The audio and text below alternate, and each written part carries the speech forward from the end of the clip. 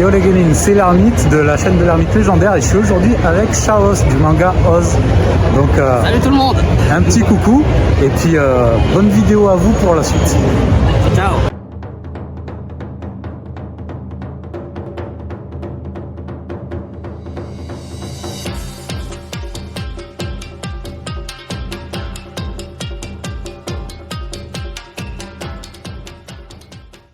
On se retrouve aujourd'hui pour un nouveau grand format hors série découverte.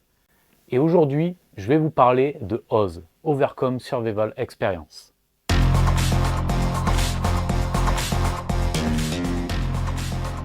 あなたは一度も恐怖症を克服したいと夢見たことはない？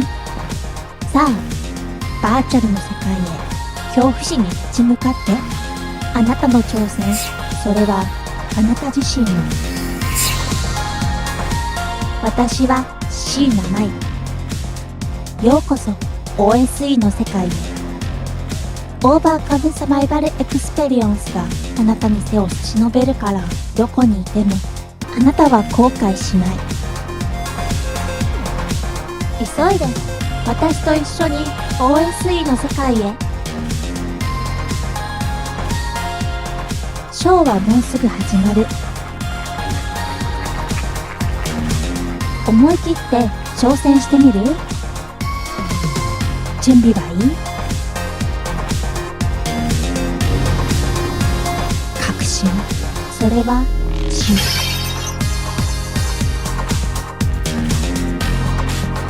検証 OSE 第1巻。 Partie 1, qu'est-ce que ça raconte?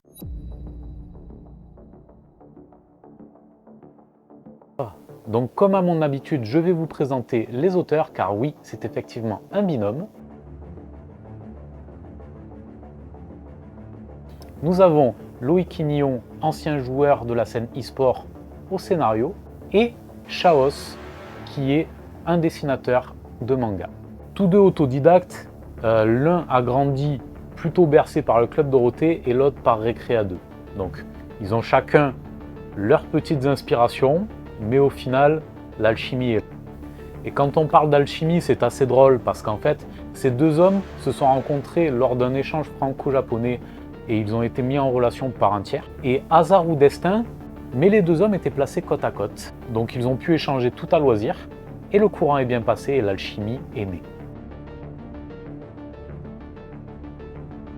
Alors, je ne pourrais pas vous en dire davantage sur la création de Oz car c'est un mystère farouchement gardé par le scénariste, car vous en saurez plus au fur et à mesure en lisant les tomes.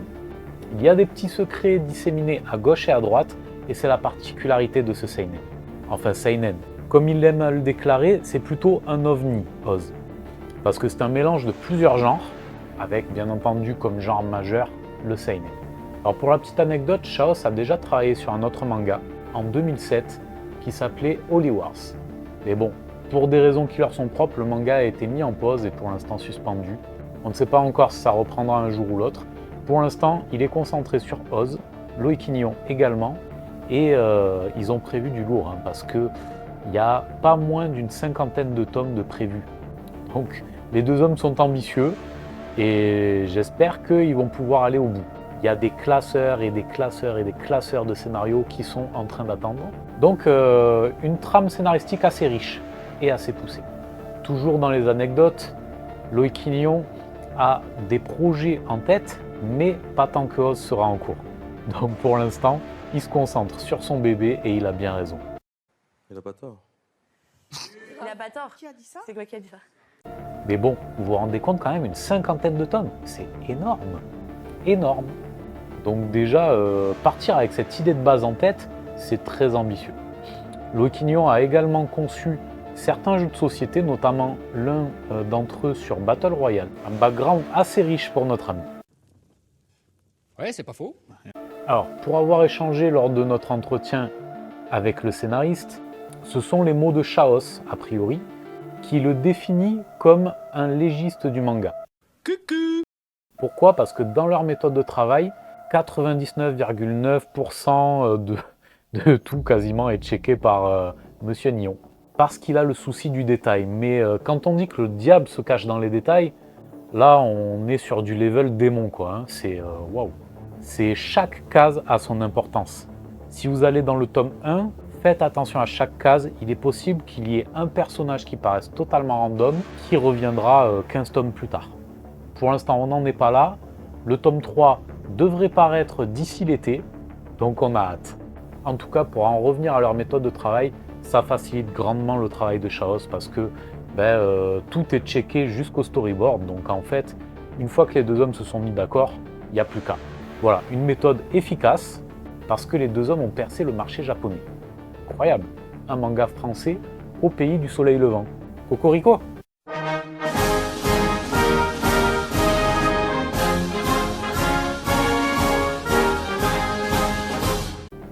Alors, tout a débuté d'ailleurs en 2019 lorsqu'ils ont fait la rencontre sur un salon de Mamoru Yokota, qui a notamment travaillé sur l'animé de Naruto Shippuden et de l'animé de Death Note, rien que ça. Ils ont tapé dans l'œil du monsieur, qui leur a fait la surprise quelques années plus tard de les retrouver à la Japan Expo 2023 et les a déclarés meilleurs mangas français avec Radiant. Incroyable, j'ai pas les mots, c'est extraordinaire. C'est le début de la reconnaissance et Oz n'a fait que grimper. Grimpe, saisis-toi à chaque sensation, cherche, lâche pas, analyse, fais front, grimpe, fonce, force le passage, fais-toi fort de ta rage. Donc parlons de Oz plus en détail désormais. Son scénariste a entrepris son écriture entre 2003 et 2007 pour la clôturer en 2016. Donc il a son début, sa fin, il sait où l'histoire doit aller et il n'y a pas de place à l'imprévu. D'ailleurs, ils aiment bien se glisser des petites surprises dans les storyboards. Il aime bien mettre des petits imprévus à Chaos qui, au moment de crayonner, se dit « Ah tiens, d'accord, on met ça là maintenant, ok ». Donc voilà, je trouve que la méthode de travail est juste cool, il y a une belle alchimie entre les deux hommes. J'aimerais voir ça de plus près, j'aimerais les voir à la conception d'un tome, je trouve ça très intéressant. Donc recentrons-nous sur Oz. Publié en 2018 aux éditions Tartamudo, il s'agit d'un seinen, bien que ses auteurs le décrivent comme un ovni, puisqu'il mixe plusieurs genres. Et l'histoire a la particularité de se dérouler en France en 2022. Donc vraiment, on ne peut pas faire plus actuel. Donc je vais vous faire une brève lecture du synopsis, ce sera peut-être plus parlant. Donc en 2022, pendant les élections présidentielles en France, la société Star Unique Soft, donc qui a créé Oz, une multinationale franco-japonaise spécialisée dans l'industrie du jeu vidéo next-gen, lance dans le monde entier deux produits d'un tout nouveau genre, Oz et Rose. Le premier, nommé Oz, est un programme qui permet aux joueurs équipés d'un casque virtuel rattaché à sa console de jeu LiveStation de combattre ses peurs et ses phobies de manière ludique, au travers de diverses épreuves psychologiques comme physiques, des quiz et autres mini-jeux. Donc vous l'aurez compris, les héros vont devoir faire face à leurs peurs dans ce manga. Et de la manière la plus tordue qui soit, la plus créative qui soit, puisque le but est de dépasser ses peurs, mais le tout sans s'en rendre réellement compte. Donc, je vais vous faire un petit résumé de Oz, c'est parti.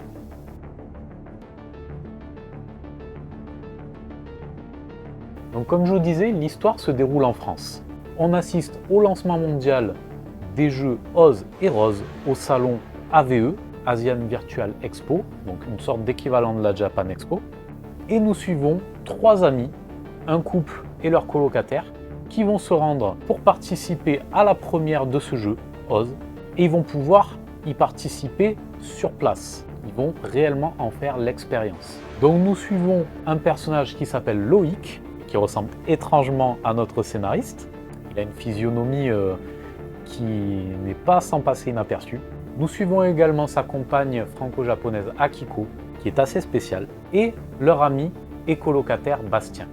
D'ailleurs, pour l'anecdote, en page 52 du tome 1, lors de la dernière case, nous avons Chaos et l'éditeur de Tartamudo. Petit clin d'œil donc disséminé parmi tant d'autres. Lors de cette expérience de survie extrême, on va dire, afin de surmonter leur peur, nos trois amis seront supervisés par des membres du staff de Star Unique Soft, donc l'entreprise qui a créé Oz, et ils seront également entourés de nombreux participants. Mais ils seront également encadrés par des intelligences artificielles virtuelles. Là, bien entendu, nous avons Shino Shinji, avec sa phrase culte « Je sais tout de vous ». et Shinamai qui elle vous dira que ça va être mortel. D'ailleurs cette dernière semble réserver de nombreuses surprises. Amis ou ennemis? Je reviendrai un petit peu plus tard là-dessus.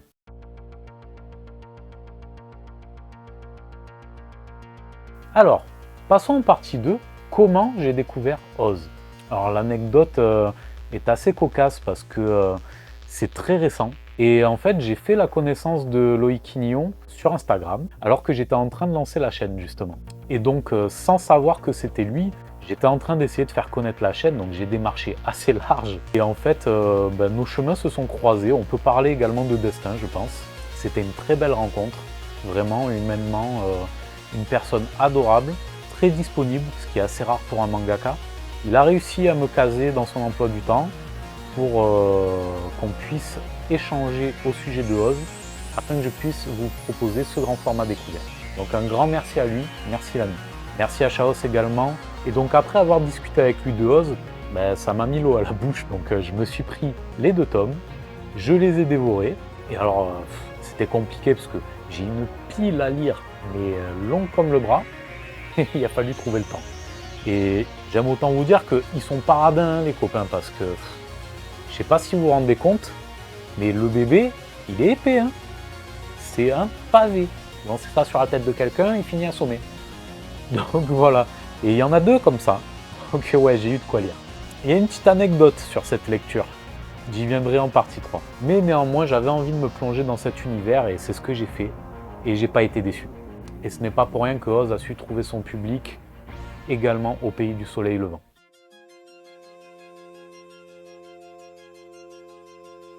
Alors partie 3, Oz, pourquoi c'est cool? Je vais vous dire ça. Mais. Avant de vous dire pourquoi j'ai trouvé ça cool et ce que j'ai aimé, contrairement à d'habitude, je vais vous dire ce que j'ai moins aimé. Parce que j'ai fait une connerie, et c'est là où je voulais en venir, quand je vous ai dit que je reviendrai là-dessus après, c'est que j'ai fait l'erreur de lire Oz comme étant un shonen. Grosse bêtise. Grosse bêtise, car c'est pas un shonen, c'est un seinen. On n'aborde pas du tout les mêmes thèmes. Ce sont des thèmes bien plus sérieux, bien plus humains, bien plus réalistes et terre à terre. Et quand vous lisez du shonen, vous avez envie d'être transporté dans un univers. Vous avez, alors sans parler d'isekai, mais vous avez envie d'épicness, vous avez envie de rire, vous avez envie de dépassement de soi, d'entraînement aussi, de développement de héros. Oz, on est plus sur du développement de l'histoire. Il faut le temps que les choses se mettent en place, que ce soit la trame scénaristique, le décor, le background des personnages, et ils ont des trames assez riches.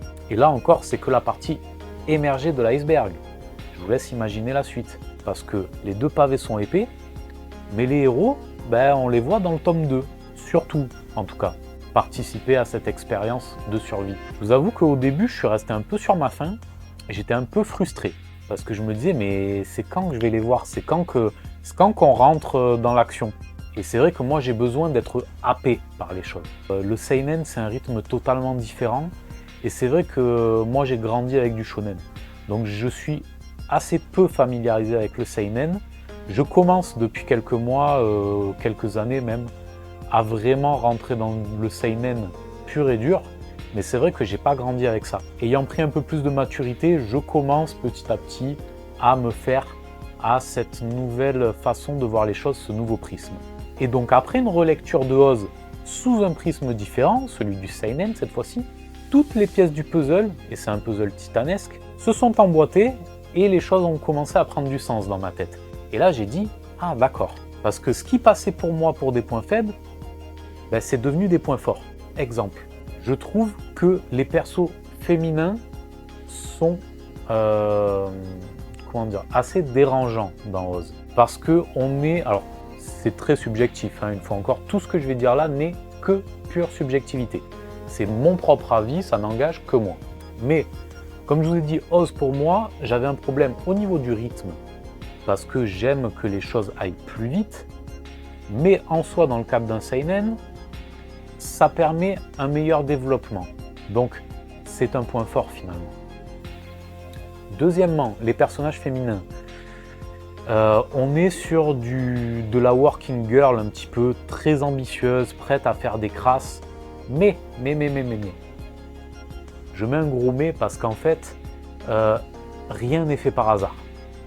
Et ça, pour avoir pu en discuter longuement avec le scénariste, il aime bien d'ailleurs embrouiller un petit peu à ce niveau, mais il m'a posé certaines questions qui m'ont fait cogiter en me disant « Mais est-ce que tu penses que cette nana, lorsqu'elle lui fait du harcèlement moral à lui, est-ce que tu penses qu'il n'y a pas une raison sous-jacente? Est-ce que tu ne penses pas que peut-être il y a une raison qui fait qu'il mérite ça ou qu'elle ne fait pas ça par hasard? Est-ce que cette nana, si elle en est arrivée à avoir ce caractère-là, il ne s'est pas passé des choses dans sa vie pour que… » L'exemple parfait qui permet de nuancer tout ça, c'est le personnage de Sarah Dufort.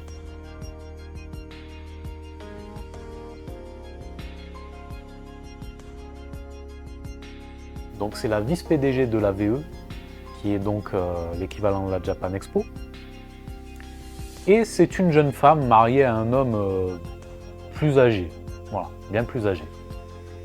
Et en fait, cette dame, ben, elle a un background assez chargé. Vraiment. Donc en fait, elle peut passer pour la plus grande, alors excusez-moi du mot, mais elle peut passer pour la plus grande des connasses. Mais en fait, quand on prend conscience de son background, on se dit « Ah ouais, d'accord, elle a quand même des raisons, c'est pas pour rien. » Donc vraiment, je vous garantis, rien n'est fait par hasard. Et c'est de la chirurgie, comme dit Chaos. Nous sommes avec un légiste dans son antre, dans son cabinet, et je dirais même, nous sommes dans un bloc opératoire. Et c'est Loïc Nyon qui est au scalpel. Donc comme je vous ai dit, le fait que ce soit un seinen, ça aborde des thèmes bien plus adultes, comme les violences conjugales, le viol, et tout un tas de thèmes dont on n'a pas toujours envie de parler en règle générale. Mais là, c'est fait de manière très intelligente, et c'est bien amené. C'est amené pour que le lecteur, à chaque fois, se dise « Watch, ah ouais, ok, putain ». Et je vous garantis que vous allez vous dire ça assez souvent. Et il y a un personnage notamment qui m'a rendu dingue, comme je vous ai dit, c'est la fameuse Akiko. Parce que lors de ma première lecture, comme je vous ai dit, moi j'ai pris ça pour un running gag, mais je me suis dit, wow, enfin, il a eu la main un peu lourde, c'est un peu lourdingue. Parce qu'en fait, elle est toujours avec une peluche qu'elle appelle Denise Chan et qu'elle défend farouchement. Elle l'emporte partout avec elle.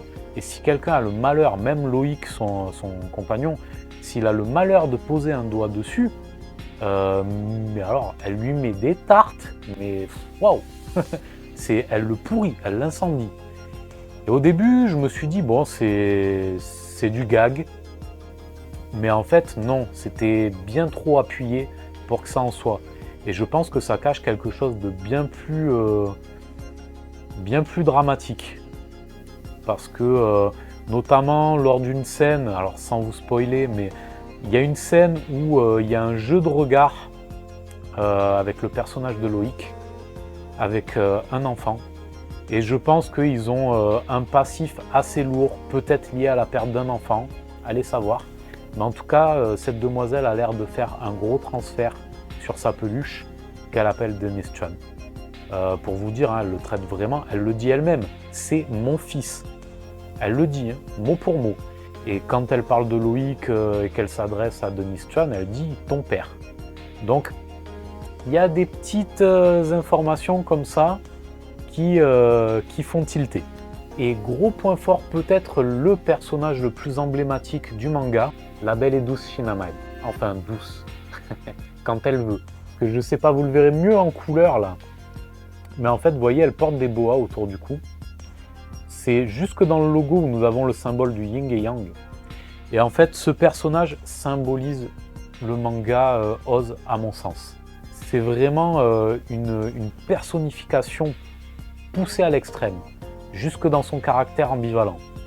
Elle symbolise une vraie dichotomie entre le bien et le mal, le yin et le yang, une symbolique qu'on retrouve jusque dans ces deux boas qui peuvent prendre vie, et dans son caractère qui est très changeant.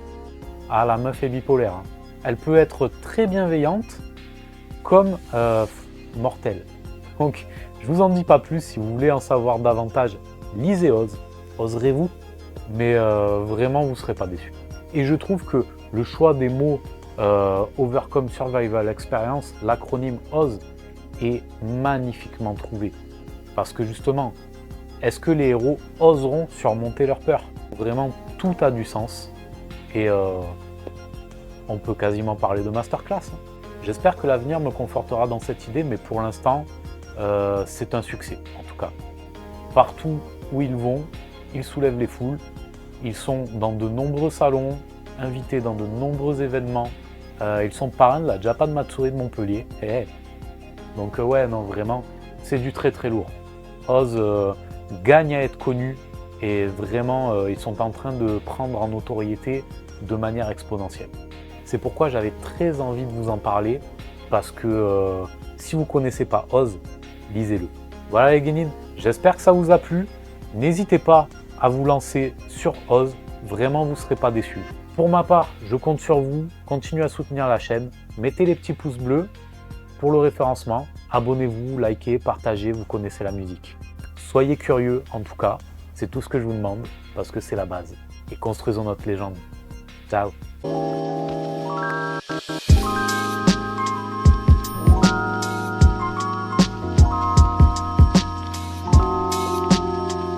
Tu t'es abonné? Tu t'es pas abonné? Abonne-toi!